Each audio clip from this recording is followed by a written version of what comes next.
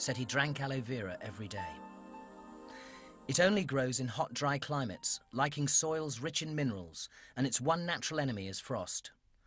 There are over 300 different types of aloe vera, but only 5 of them are known to be useful to mankind. Of those 5, the most potent is Aloe barbadensis Miller. It's been around for thousands of years, and it's probably been helping mankind for 4,000 years.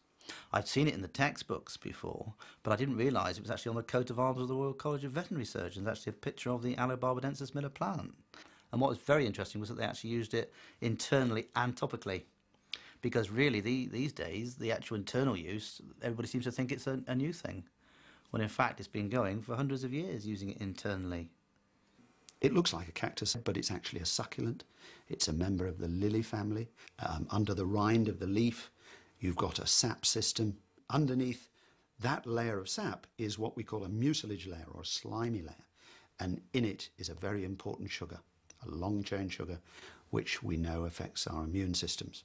And right in the middle is the inner core, or gel, which is the water storage organ of the plant, but where it also keeps its vitamins and minerals.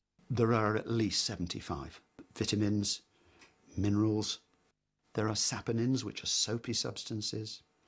There are enzymes which help your digestion or are anti-inflammatory. There are 2 different groups of enzymes. You've got antimicrobial agents that will kill not only bacteria but yeasts and fungi and viruses. The action of the whole is far greater than the individual actions of the groups of substances. They sort of enhance each other.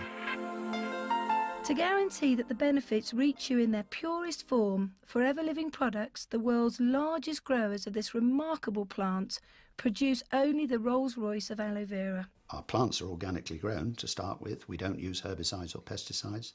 Our aloe plants are harvested by hand, so only the most mature leaves are cut off the plant, and those leaves are transported very rapidly to the manufacturing plant. They're processed quickly in what's called a cold stabilization process, because a lot of these substances are sensitive substances, and if you boil them up, you'll destroy their effects.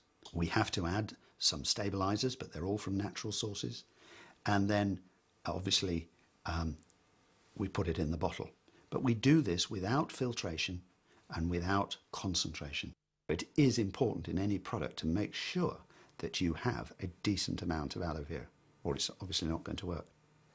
Our main ingredient is stabilized aloe vera gel with da-da-da-da-da. You go into some shops and it's da-da-da-da-da with aloe vera, but a tiny amount. In fact, such a small amount as to make me cast doubt on its efficacy. After 2 years of research at Oxford University into the properties and uses of aloe, Dr. Peter Atherton is one of the world's acknowledged experts. The areas in which it works, I believe, are fundamentally only 2.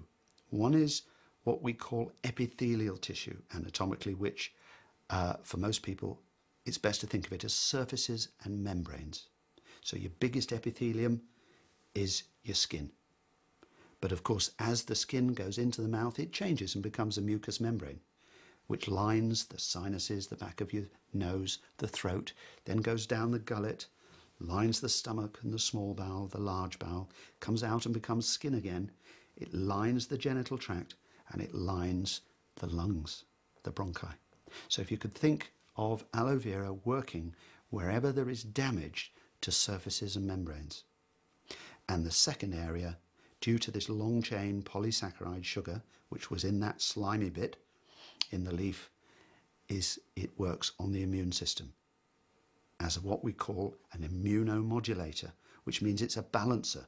In some circumstances it seems to enhance the immune response, but in other circumstances where the immune response is already too much, it will slow it down.